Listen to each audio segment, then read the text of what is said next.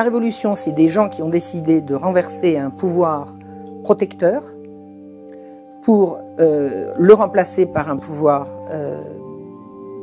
par l'économie de marché.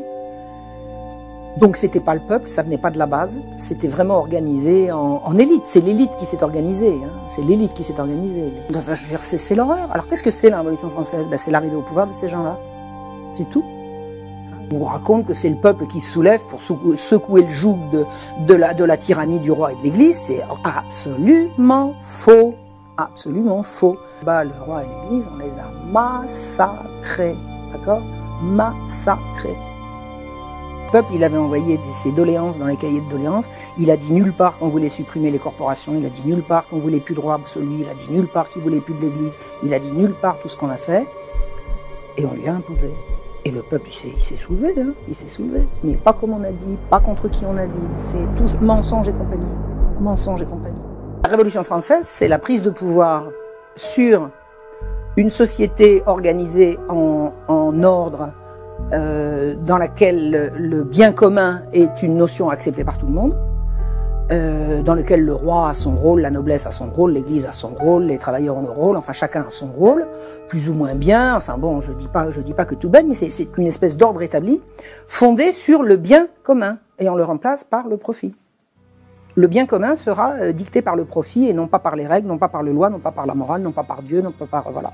On va remplacer une société fondée sur le bien commun par une société fondée par le profit pour tous. Que le meilleur gagne. Le meilleur étant le plus fort, le plus immoral. Enfin bon, c'est pas comme ça qu'on nous l'a vendu, mais c'est comme ça que ça s'est passé. Moi j'ai très bien vu dans les Lumières, c'est clairement le profit, la recherche individuelle du profit est un élément émancipateur, libérateur et de progrès. Voilà, c'est marqué comme ça. C'est marqué comme ça. Je l'ai trouvé ça, je l'ai vu. Donc à partir de là, on fait quoi? Ben, on fait une société on laisse tomber, on fait tomber toutes les barrières, on prend comme liberté suprême la liberté du renard libre dans le poulailler libre, on écrase les petits, on diffame, enfin, je veux dire, c'est l'horreur. Alors qu'est-ce que c'est la Révolution française? Ben, c'est l'arrivée au pouvoir de ces gens-là.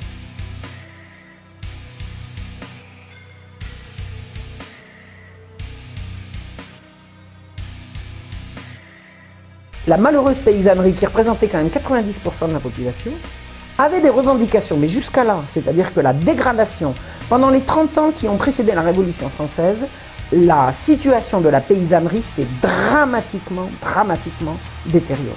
Ça a été épouvantable, sous la poussée libérale, sous la poussée des physiocrates, la poussée des Lumières, la poussée de toutes les idées modernes.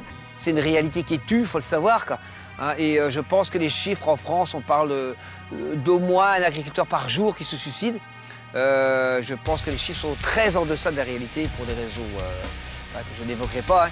Mais non, malheureusement, il y a une telle souffrance économique et une telle souffrance sociale hein, que y a des gens qui passent à l'acte. J'ai des collègues qui sont suicidés. Et pour moi, les responsables, c'est l'Europe et les coopératives.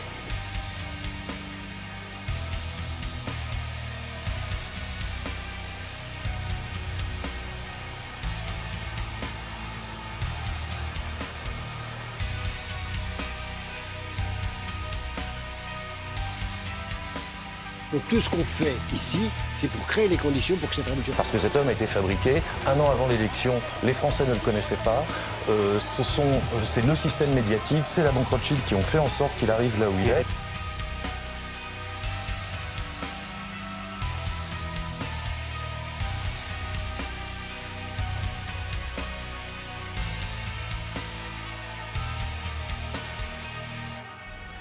Et je dirais, cet entretien, pour moi, a été la révélation immédiate. On a dû rester 2 heures ensemble.